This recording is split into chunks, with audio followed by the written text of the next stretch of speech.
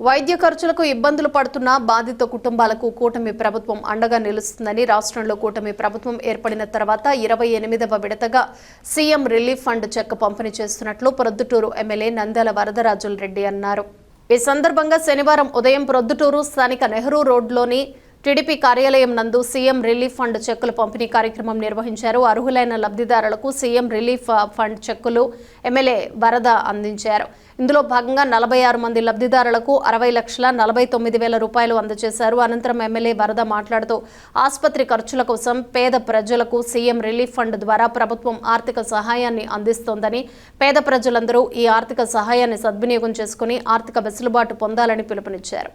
కూటమి ప్రభుత్వం ఏర్పాటైన తర్వాత పేద ప్రజలందరూ ఆర్థిక ఇబ్బందులతో వారు చేయించుకునే వైద్యానికి సంబంధించిన ఖర్చులు వాళ్ళందరూ గౌరవ రాష్ట్ర ముఖ్యమంత్రి గారు పేదవారందరినీ కూడా ఆర్థికంగా సహాయం అందించాలని ఒక నిర్ణయం తీసుకోవడం మొత్తం జరిగింది రాష్ట్రంలో. అందులో భాగంగా ఆసుపత్రులకు పోయి వాళ్ళు బిల్లులు తీసుకొని వచ్చి మా దగ్గర ఇంత ఖర్చు అయింది, మేము ఆర్థిక ఇబ్బందులు ఉన్నాం, ముందుగా కొంత ఖర్చు పెట్టాల్సిన అవసరం ఉందని చెప్పే వాళ్ళందరికీ కూడా ఆర్థిక సహాయం చేయడం జరుగుతుంది ఈ రాష్ట్రంలో.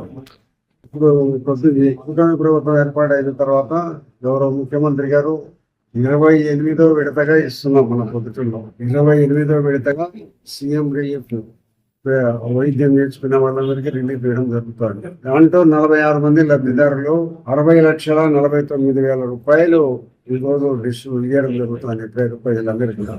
వీళ్ళందరూ ఆసుపత్రుల్లో చూపించుకొని ఆర్థికంగా ఇబ్బందులు పడి రకరకాలైన కొంత ఆస్తులు అమ్ముకునే వాళ్ళందరికీ కొంత ఆర్థిక సాయం చేయాలనే మంచి ఉద్దేశంతో చంద్రబాబు నాయుడు గారు వచ్చినప్పటి నుంచి కూడా ఈ స్కీమ్ కంటిన్యూ అవుతుంది. దాంట్లో భాగంగానే ఈరోజు 46 మంది లబ్ధిదారులకు 60,49,000 రూపాయలు డబ్బులు వాళ్ళందరికీ ఇవ్వడం జరుగుతాయి. కూటమి ప్రభుత్వం వచ్చిన తర్వాత అత్యధికంగా రాష్ట్రంలో మనం ఈ సీఎం రిలీఫ్ ఇప్పించే దాంట్లో 2-3 స్థానాలలో మనం ఉన్నాం రాష్ట్రంలోనే. చాలాసార్లు ఇప్పుడు 46 సార్లు ఇప్పించడం అనేది చాలా గొప్ప విషయం. ఇది 28వ విడతగా ఇస్తున్నాము. నెలకు ఒకటిన్నర ఇచ్చే పరిస్థితుల్లో మనం ఇవ్వడం జరుగుతుంది. కాబట్టి ఈ ఆర్థిక సహాయాన్ని వీళ్ళందరూ పేద ప్రజలందరూ ఉపయోగించుకొని కొంత మేరకు వాళ్ళకు ఆర్థిక వసతి కల్పించే దానికోసం తీసుకునే నిర్ణయంలో భాగంగా ఈరోజు ఈ మొత్తాన్ని మనం ఇవ్వడం జరుగుతుంది.